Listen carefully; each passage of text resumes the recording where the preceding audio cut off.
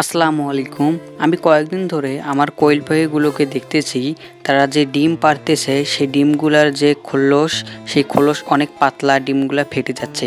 এর কারণ কি এবং তাদের সঠিক খাবার নির্বাচন, এই সব তথ্য আজকের ভিডিওতে আপনাদের জানিয়ে দেব।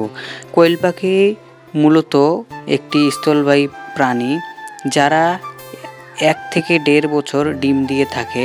এদের খাবার নির্বাচনও ভালো হতে হবে এবং ডিম যে এরা পারতেছে এ কারণে তাদেরকে কিছু ঔষধ বা কিছু তাদেরকে খিলাবো।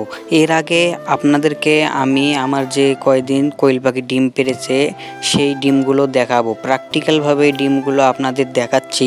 আপনারা মনোযোগ ধরে দেখুন, প্লিজ ভিডিওটা স্কিপ করবেন না। সো গাইস, আপনারা যে আমার সামনে ডিমগুলো দেখতেছেন, এই ডিমগুলো যে 2টা ডিম রয়েছে, এই 2টা ডিমেই আমার কোয়েল পাখি পেরেছে।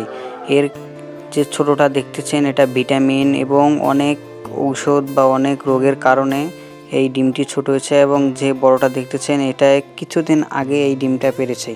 আর এই ছোট ডিম হওয়ার কারণ হচ্ছে তার একটি রোগ হয়েছে, সেটি রোগ দমন করার জন্য আমি কিছু ঔষধ দেখাচ্ছি, আপনারা দেখুন।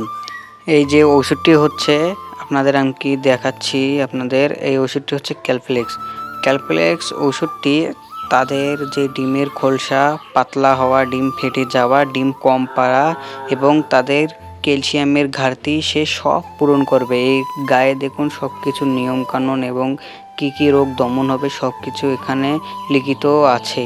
আপনারা এই ক্যালপ্লেক্সটি আপনাদের নির্ধারিত বাজারে বা যে কোনো একটি দোকানে আপনারা ক্রয় করতে পারবেন 140 টাকা দিয়ে। আর এদের খাবার নির্বাচনের মধ্যে আমি খাবার দিয়ে থাকি লেয়ার 1 যে ফিডটা, লেয়ার 1 ফিড আমি দিয়ে থাকি। তো আপনারা এইভাবে লেয়ার 1 ফিডটা দেবেন এবং ডিম পাড়ার পর তাদেরকে ক্যালপ্লেক্স এটি দিনে একবার করে দেবেন 1-2 গ্রামের। ইনশাল্লাহ আপনার পাখি সুস্থ হয়ে উঠবে। সো গাইজ, আজকে এই পর্যন্ত ভিডিওটি।